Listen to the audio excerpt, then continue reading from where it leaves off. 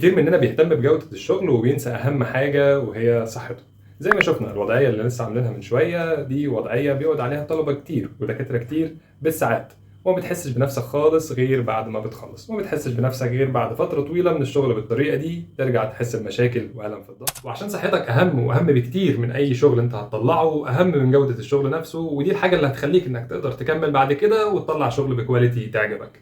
في شويه شروط كده خلينا نتفق عليهم قبل ما نبدا شغل عشان نظبط البوزيشن بتاعنا، وعشان ما يحصلش معايا المشاكل دي في شويه حاجات اساسيه لازم اطبقهم.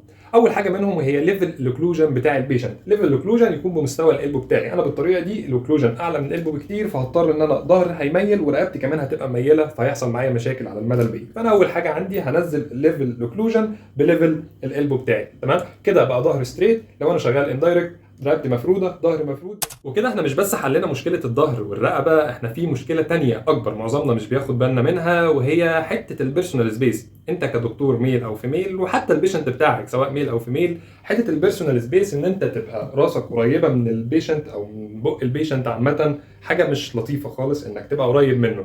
فانا لما حلينا المشكله دي ان الاوكلوجن بقى مستوى القلبو، فانا المسافه بيني وبين البيشنت على الاقل بقت مستوى دراعي، ان انا من الكتف للقلبو، فدي بقت بيرسونال سبيس ليا وللبيشنت. وده بوزيشن كلنا بنشوفه، هو بوزيشن الجمبري. انت بتبقى قاعد عامل كده، لا انت عارف فين ظهرك ولا انت عارف فين رقبتك، ولا في بيرسونال سبيس بينك وبين البيشنت بتاعك، فالوضع مش بيكون لطيف كده.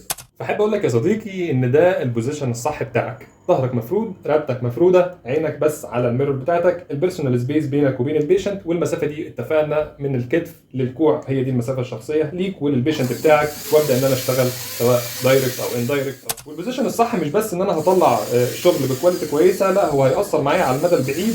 ان انا مثلا بدل ما كنت هشتغل فتره صغيره والاقي نفسي تعبت وظهري تعبني بعد كده، لا هيبقى ان انا اقدر اشتغل وقت اطول واشتغل مده اطول طول ما انا شغال في البوزيشن الصح. بس كده يا صديقي، والخلاصه ان بلاش بوزيشن الجمبري وخليك في البوزيشن الصح بتاعك، مش بس عشانك، ده عشانك وعشان المريض بتاعك. وزي ما اتفقنا صحتك هي اهم من اي كواليتي هتطلعها. صحتك هي اللي هتخليك تدي كواليتي بعد كده، هي اللي هتخليك تطلع شغل بيرفكت، وصحتك هي مستقبلك. خلي بالك من صحتك. السلام عليكم.